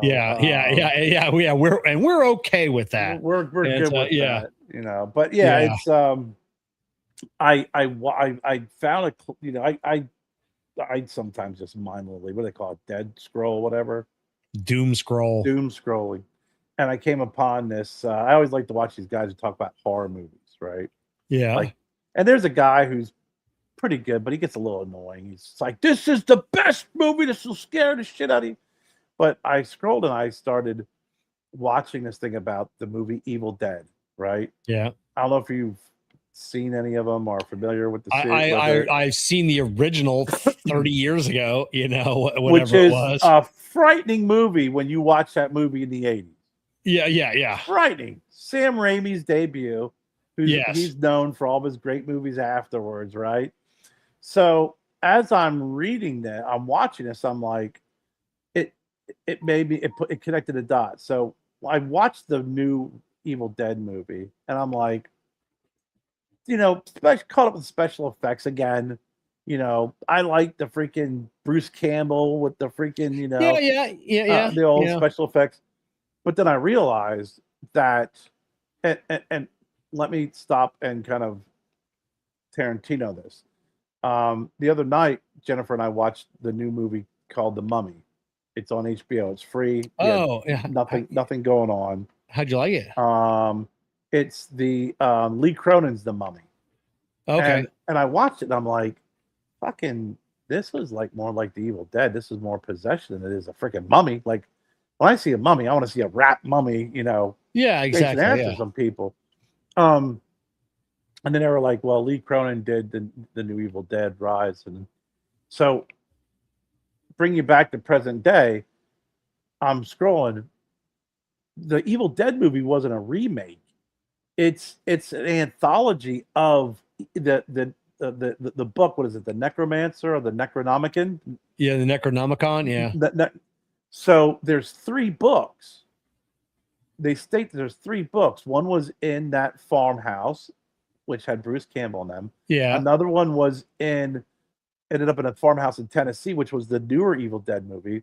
And the third one is under was in an old bank in a safety deposit box that was built on top of and that's what the new Evil Dead Rise is.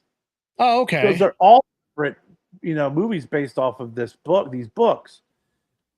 The Mummy, they made a reference. The Mummy is connected to the Evil Dead series because of the demon that is in that same realm as the other demons from that book. And then they're like, the other movies that are connected to it are Friday the 13th, Freddy Krueger. I'm like, whoa, stop. How the hell is, Friday the 13th, the mother read the Book of the Dead to bring Jason back. The same with Freddy Krueger. And it was really interesting. Drag Me to Hell. All these different movies are all connected in that Evil Dead universe. And then they tell you, here's how you got to watch them. So I started watching and I stopped the Army of Darkness just because it's a hilarious movie. Yeah. But it is a great movie. But they talk about how, Bruce Campbell in that movie actually ended up going back to get the book, brings it back to that 1500s, 1400s, or 1300s, and put it in that castle where eventually it's found by the guy who takes the book back to the cabin that Bruce Campbell found it in. Ooh, mind blown. Yeah, but I was like, I made me feel a lot better about Cabin in the Woods. So there's a whole bunch of movies that are all connected in this Evil Dead universe, and I was like, oh shit! So now it's got me okay. We watched the Evil Dead 2, even funnier than Evil Dead. The Evil Dead movie, I remember watching that and being scared out of my ever loving mind. Yeah, that movie is fucking crazy, and it was 1981 that movie came out. Man, 1981. So I watched that. Yeah, I probably saw that. Yeah, in the early 90s is probably when I would have seen it. But yeah. So I probably watched it somewhere around the age of 14 or 15. Back when after a couple of years, and you go to the freaking you grab it off the freaking the local Blockbuster or whatever freaking local video VH store was in your town, and it was downright freaking frightening. And then we watched Evil Dead 2, and I was like, okay, well that was a little bit funnier. And then and they even did the series, Ash versus the Evil Dead. Yeah. I was, but they really expanded it out into more movies. That like I said, Freddy Krueger. I guess they said in one of the Evil Dead movies, his glove was hanging in the background. Oh, really? Yeah. I didn't realize that. I was like, you gotta be so. Evil Dead Rise, Evil Dead Burn is the new one. So it's, and again, they're not remakes of it. It's just telling the story of these books, these 3 different books, and then how they're all interconnected. But I found it was so crazy when the guy mentioned about um the Mummy, and I was like, the first thing I said when we watched him, I was like, this reminds me of the Evil Dead. That's trippy, there's a I forgot to send it to you earlier, a Seinfeld thing. I'll get back to it in a second. I do one-off pieces for people all the time. Reach out to me, Kevin at cigarprop.com, or just hit me up on the Facebook, and I'll hook you up. I didn't actually see what Dreamer Cigars announcing for the give. What's Adam giving away? And then watching the European Tourist Tracing USA. They're awesome. Yeah, I love the Europeans now. They're having a good old time here. There was a from one of the Seinfeld groups on Facebook, and it was a screenshot from. Did you see the one from a night court where where Estelle played a prostitute? Oh my God. And she was come across the night court. Kramer was in that episode as well. Really? Michael Richards. And one of the people sitting in the back, just where the people sit and watch, was the hairpiece guy from when George gets the toupee. He's like, all of you people with hair think you're so much better than everyone else. Yeah, he was in the back, and all three of them were in an episode of Night Court. Oh my God, that's great. I belong to a couple Seinfeld groups, and I love seeing the old like clips or snapshots, and then they'll always like put like a quote from the person underneath them and have it applicable to the movie that they're in, and like Uncle Leo, he's been in a lot of stuff. He was in like the Outlaw Josie Wales and stuff, but he's a good Jew in all his roles. But God Almighty, do you watch Curb Your Enthusiasm?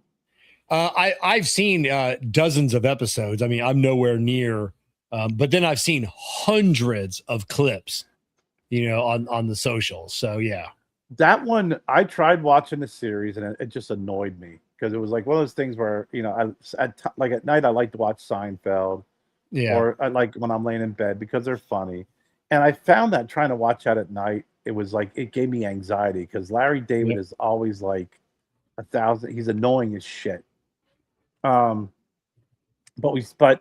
after watching several clips and like you said, thousands of clips, we got back into it again, and Jen hated it at first, and now she's hooked on it. Yeah. So we're trying to like go back and go through and watch all the episodes, and we're making some here. And there was one last night. It was a classic Karen Kev. Was the one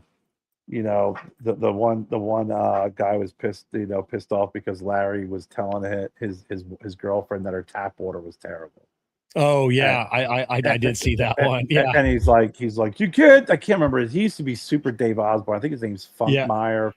Yeah. He's like, you can't. He goes, she told me it's either me or you. It's either you or her. And I'm picking her. And he goes, yeah, I can understand that. Guys our age, it's kind of hard to find a girl that'll have sex with you. And he goes, I'll tell you what you got to do is you got to send the accidental on purpose text. Yes. Yeah. I was like, that's so us, right? Oh yeah. Oh, we were laughing so freaking hard at that. Oh my God. Oh yeah. And I grew up watching Super Dave Osborne with my dad. Oh yeah. So, Super Dave Osborne was the best. And I realized just how just dry and funny he is. He's hilarious. But it's also kind of crazy to see like Richard Lewis, like how he just started declining. Yes, and towards the end of that series, he died. He died that year, the last season.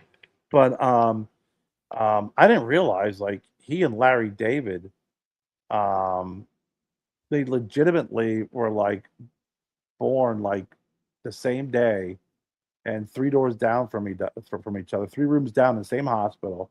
Really? And he said that they met when they're in their 20s or whatever at a nightclub, when they're doing stand up. They were talking, and the more they started talking, they realized they went to summer school. They went to summer camp together, and they used to hate each other in summer camp and used to fight. And he's just like, wait, you're that Larry David, the tall, skinny kid who was anointed? And they're like, you're that Richard Lewis? So they had known each other from summer camp and fought each other. Wow. He said ever since that conversation, they were best friends ever since. That is awesome. You hear those stories. You see like the or you hear the stories of people that got married and then they're at their in-laws house and they see a picture of and I remember one, it was a husband and wife and they were at Disney World when they were like 5 or 6 years old, 7 years old, whatever it was. And it was the on this one, it was the wife and a little girl family photo. In the background was her husband, who happened to be at Disney World at the same time with his family and was caught in the picture, that she found and when she was at her new in-laws house. You're like, oh, I was like, oh my god, like we were at Disney World on the same day and they caught That's you in the crazy. background. Like the picture of Costanza, the background of Couglers. Yeah. Yeah. Yeah. Oh my god, what there's a short, fat guy, bald guy. Yeah. You really lost a lot of hair. I'm aware. I'm aware. Oh my god, that was great. Oh god, that fucking that show just is just. I like the older shows. Like I'll still run through and watch old Cheers. Yeah. Cheers is another one that just makes me laugh. I love the humor. Seinfeld's another one. I was just watching and it was an old interview with the postman, the mail guy, Newman. No, not Newman. No, from Cheers. Cheers. Cliff Clavin, and he was reading for a couple of roles in Cheers, and he didn't get any of them. But his dad owned a bar, and then I guess on his way out of the because he knew he didn't get the role, and he goes, "Hey, do you have like a bar know-it-all?" And they go, "What do you mean?" He goes, "Well, every bar's got that guy, that knows everything, that has all the crazy stats," and he created his own role for that show, and it's just I think I heard that somewhere. Watched that interview. Yeah, and it's the same as a cigar lounge. You got that, you got that guy, that, it's like, you look over and it's like, hey, is that true? Or what do you know about that? Yeah, it's Maduro. It's a little bitter. Hey, let me tell you something. The Maduro leaf. Oh my God, that's great. Those were great. What's funny is I send you clips. I love Parks and Recreation clips. They make me laugh. I can't watch the show. I did the first couple seasons and I just couldn't get into it, but I can't. But the clips I can, because they just pick out the greatest clips. They are. Ron freaking what's his face was young in that show. Chris Pratt. Yeah. He and his wife, like when they're together, some of the stuff that he says is just priceless and hilarious. Oh, yeah. I'm like, how can you, like, these clips are just too funny, and the show is just it goes nowhere fast a lot of times. It's so slow and boring, but yeah, that's one of those shows that I love the clips. I can't watch the show. Yeah, it is very frustrating. That frustrates me. That's what made me kind of buckle down and force myself and really get into Curb Your Enthusiasm, because the clips were freaking funnier than hell. Oh yeah, they're hilarious. William, I got a slick back mullet currently, but when baldness runs in the family, so he starts losing his hair, I'm gonna buzz cut. I can tell you when I started shaving my head, because I rocked a mohawk for a while, and full mohawk, and then the mohawk didn't connect anymore because I had the middle bald patch. I wouldn't grow hair. The friar tuck. The friar tuck, and then I rocked like a half a hawk for a little bit, and it's just like it's time. You just gotta let this go. And that's when you got to go for the. Do you remember the Road Warriors? Hawk had the bow hawk, and an animal had the two stripes on the side. Yeah, Yeah. That's what you had to go. You got to go for that one. Go for the Yeah. double stripes. Yeah, now I'm happy. Well, my head's all tattooed, so at least I look cool with a bald head. So Well, there's that. Yeah, I was telling Jen the other day. I was like, it's been so freaking hot here, but I said, I we cut my hair a while back, cut it really short. I said, I think I'm just gonna shave my head. I said, it's just so freaking hot, man. I said, it's I shaved my head years ago. I did, like yeah, when I was in college, and I was like, because I saw my dad, I saw my brother, I saw I'm like, I know what it's inevitable, right? And I'll tell you, I've been holding on to my hair for a hell of a lot longer than any of my family members have. yeah, Um, and I'm like, okay, but when I was younger, I didn't know, so I'm like, shave it, clip it, give me the Bic razor, shave my head, and I was like, all right, I got a decent dome. There's no crazy freaking dents. It's not freaking yeah. shaped a certain way. I mean, I know that when it's time for the hair to go, I'll have at least a decent dome. Yeah, these guys at work, I mean, they're just dripping. Their hair is soaked all day, and I got my bald head, and I wear, I rock the sweatbands, and I'm just cool as a cucumber. My head just bleeding off all that excess heat into the And all you gotta do is into just the wipe environment. it with a towel, clean. You're not like Yeah, trying to dry your hair, and then your hair yeah, drips on your freaking shirt, which makes it even worse. yeah, No, I mean, when I was in college, I mean, for most of my time, um, especially during football season, I usually kept a mohawk, or it was shaved down, bald. And I think one year I grew like one of those really long mohawks, and it was like all curly and stuff. But yeah. it was just so much easier that way, so much cooler. You know, your freaking helmet just slid right on. You would have to worry about freaking, your hair, like you said, retaining sweat and it was so much better. You pour freaking water over your head, it feels good. So yeah, I do. I wanted to make sure that my head didn't have, um, like you said, bumpy heads and freaking all sorts of divots and growths and Yeah, shit like that on it. I see some guys with some shaved heads, and I know they got to shave it for because they're bald because you can see their hair outline. I'm like, I feel bad for you, guy. You do not have a round ass head. You got that big old dent in the fucking back, and Yeah, it's like, I or feel it's bad. oblong, or it's fucking like it mushrooms out a little bit. But um, while we're winding down the night, I did want to bring something up, um, and it was something I was excited about. Now I'm getting annoyed. I'm getting annoyed with this UAP UFO release. I know. It, it's did you see the recent releases with some of those freaking UFOs? No, I didn't see the one they did the other day. I didn't see that latest dump.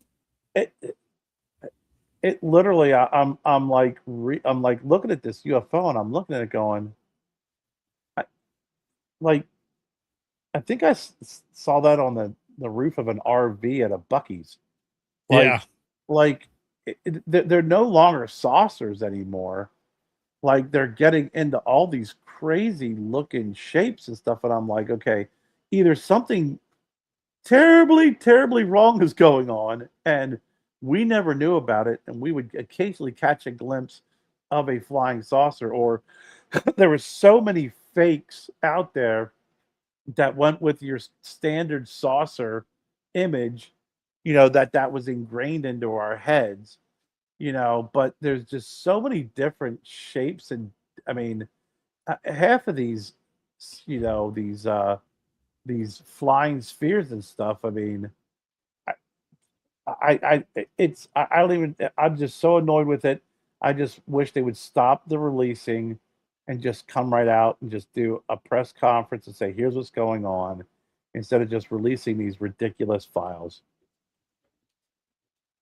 I agree 100%. I'm they've released nothing. I don't care if there's a presidential mandate, a congressional mandate. These companies and these organizations, or these three-letter intelligence agencies, they're not releasing anything. It's like if we don't know they have it, they're not going to release it. They're like, oh, hey, we'll give them some old shit that doesn't show anything. You've been seeing a lot of the deep fakes from so-called these Russian alien videos from the 80s, and and some of them they're really good videos, and I know they're all deep fakes, but I'm also hoping like one day they come out and be like, yeah, those were all real, or those 2 or 3, yeah, those were real videos. Like they just got released along with the fakes. They probably are. Yeah. I mean, but I mean, a lot of these crafts you're seeing. I mean, my suspicion is a lot of these crafts are freaking. They're made here. They're made here. There's when you start seeing all these crafts with lights on them, then you're starting to get folks that are doing the. Here's the craft. Now we're going to do our 4D rendering of it. Yeah. And then when you see the rendering of it, you're like, oh my God, it irritates me even more. Yeah. I don't know, man. I was all excited about it. That damn doctor, he's worked on my last nerves. Greer. Yeah. Greer. He's on my last nerve as well. I don't even watch his stuff anymore.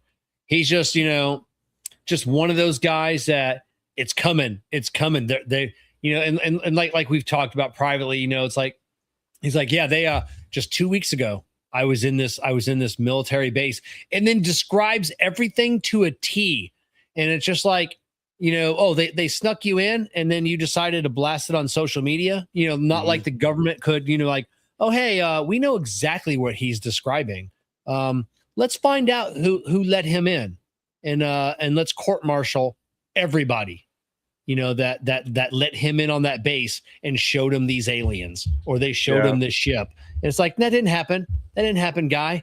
It's just, no, he's always, or he's part of the disinformation campaign, like they're they really are letting him in and, giving him just tidbits and then just telling him, things. And then, they know what he's going to do. He's going to be like, I saw it. They're gonna say we have this alien and this is what he looks like, and this is how we captured him, knowing that he's going to go on social media and be like, hey, I was in this base 2 weeks ago, I saw it with my own eyes, and it's just, yeah, he's worthless now to me. He's dead to me.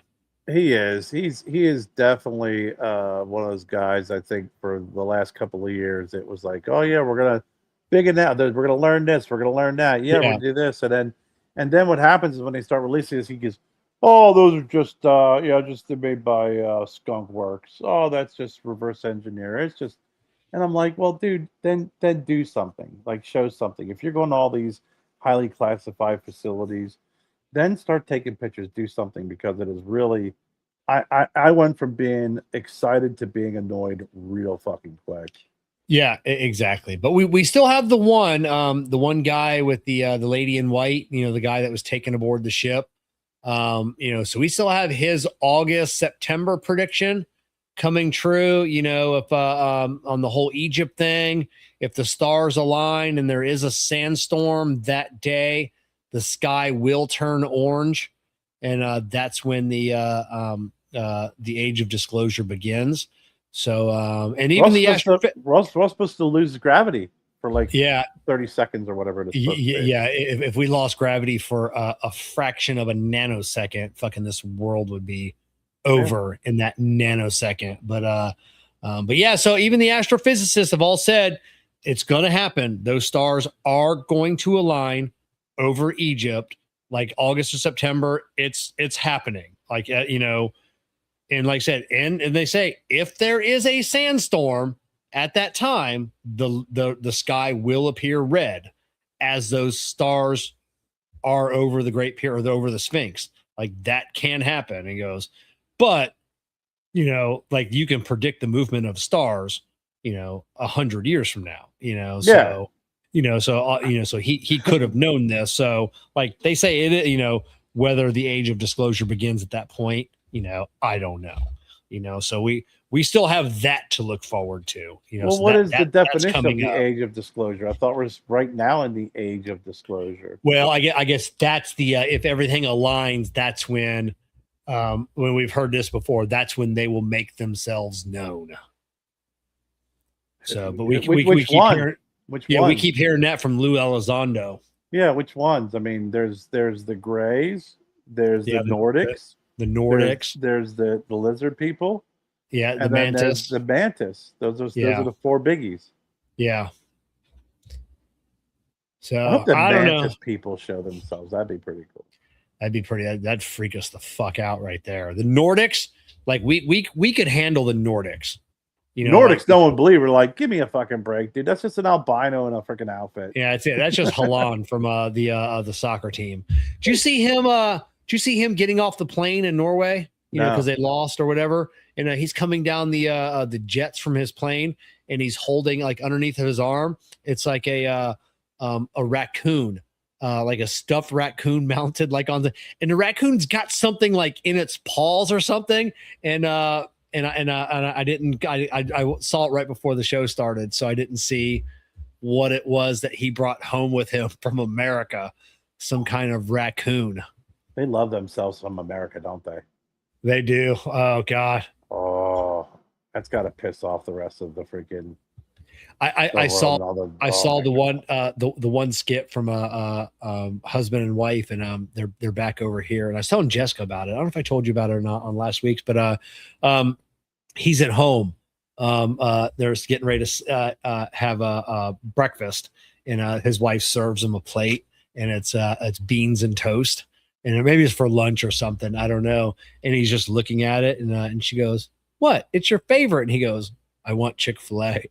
Yeah.